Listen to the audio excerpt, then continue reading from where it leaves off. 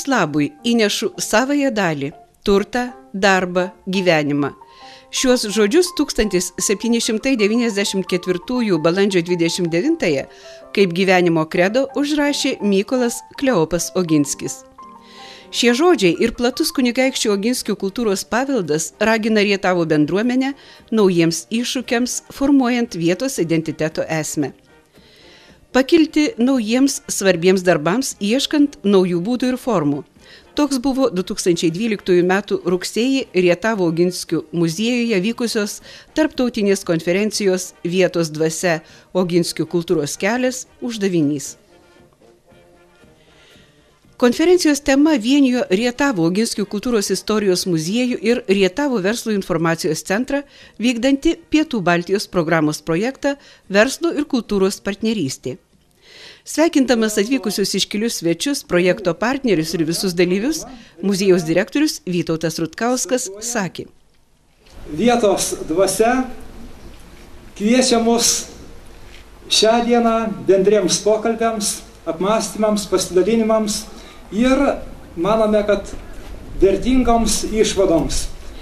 Daug turime švenčių, susitelkėme ties įvairiomis temomis, tačiau Oginskių tema Rietave visada yra svarbiausia.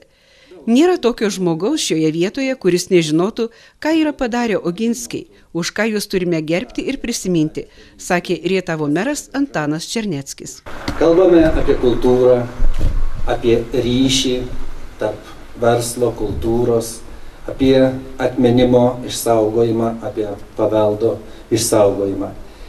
Linkiu šiandienos konferencijoje sėkmės, įsiklausyti į pranešimus, suvokti, pajaust tai, ko galbūt iki šiol ir atskirų niuansų nesupratome. Kasgi yra toji vietos dvasia? Ar tai neapčiuopiamas, ore plevenantis kažkas? Ar kūrybinė žmogaus mintis, vienaip ar kitaip materializuota ir formuojanti požiūrį? Mintis nusipurčiusi laiko apnašas ir kviečianti tą vietos dvasią išlaikyti, išsaugoti, klausė Kultūros paveldo departamento Telšių teritorinio padalinio specialistas Vidmantas Dovidauskas, dėkodamas Rietavo Oginskių kultūros istorijos muziejaus direktoriui Vytui Rutkauskui už nuoseklų darbą puoselėjant kunigaikščių Oginskių paveldą. Dėkota ir pagerbti tie, kas prisideda prie šios temos, prie Rietavo ir Oginskių sąveikos. Šios sąveikos išraišką atspindėjo muziejuje eksponuojama moksleivių darbų paroda. O stendai muziejaus kieme liudijo, kaip kultūros paveldą suvokia įvairių Europos šalių atstovai. Kasgi yra tas vietos identitetas? Lietuviškas žodis yra labai geras – savastis, savitumas. Kai kada jį pavadina kaip tapatybė. Tačiau mes sociologai naudojam ir kitą dar žodį – kultūra. Tik tai kultūros sampratą reikėtų pažvelgti istoriškai ir tiksliau ją apibrėžti. Mes neturim numesti šalį vietos kultūros. Pasirodo, vietos kultūra tai yra pats pagrindas, kadangi iš vietos kultūros augliukų susideda bendrasis žmonijos kultūros medis. Ir štai praėjo tiek jau šimtmečių, o Oginskių kultūrinis paveldas, jų naujadaros kultūra, žiūrėkit, jie ne vien šoko ir dainavo, ne vien polonezus rašė. Jie kūrė naujoves, jie pirmieji elektrą atnešė į Lietuvą, juk jie pirmoji lemputė įsižiebė, čia juk telefono ryšys iš čia atsirado. Kultūros paveldas jis turi būti įprasmintas ir pratęstas į ateitį. Štai, kai mes nagrinėjam identitetą, mums čia labai reikia vieno žodžio, labai tokio, sakykime, nelabai madingo pas mus – atsakingumo. Asmenybė be atsakingumo, tai aš nežinau, tai yra katastrofa. Ir kai mes matuojam žmogaus geografinę ir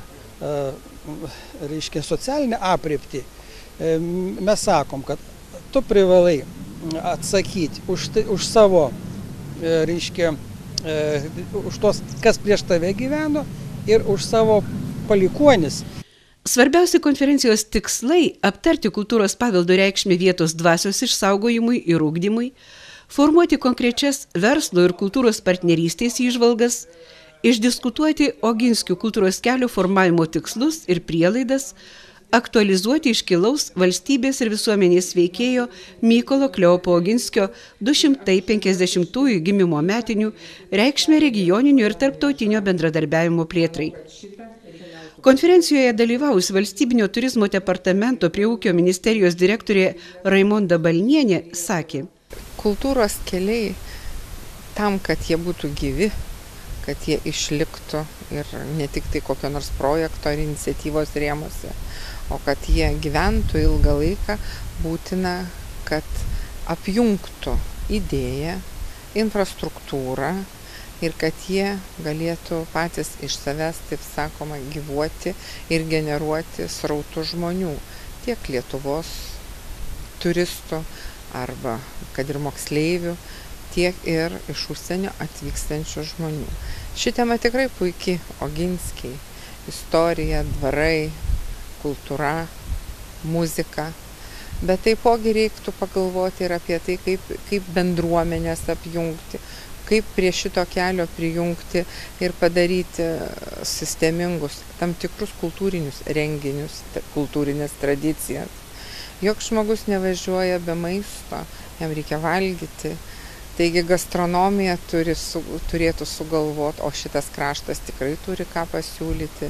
Ir šiandien per kavos pertraukėlę ragavau įdomaus sūrio, pieno sūrio, įdomus pyragėlius su lašiniais ir varške ir taip toliau. Aš net neabejoju, kad būtų galima sugalvoti šitą priežastį, kodėl žmonėm atvykti. Taip pat reikia pagalvoti žmonėm, kur apsistoti, jeigu jie nori, kad ilgiau pabūtų, kad iš toliau atvažiuotų, kad daugiau pinigų šitoj vietovėje paliktų. Reikia irgi sugalvoti prie šito kelio vietas nakvyniai ir, kaip sakiau, pramogom. Ir reikia informuoti žmonės.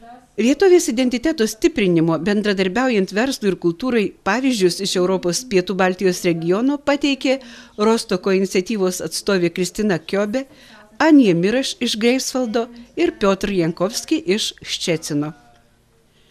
Rietavo verslo ir kultūros partnerystės kryptis nusakė Rietavo verslo informacijos centro direktorė Laima Dockevičienė ir Lietuvos inovacijų centro atstovė Šiaurės Lietuvoje, Rietavo verslo ir kultūros partnerystė projekto ekspertė Asta Šukienė, pridūrusi, jog ši konferencija puikus pavyzdys, kai verslas ir kultūra randa bendrų tikslų ir uždavinių.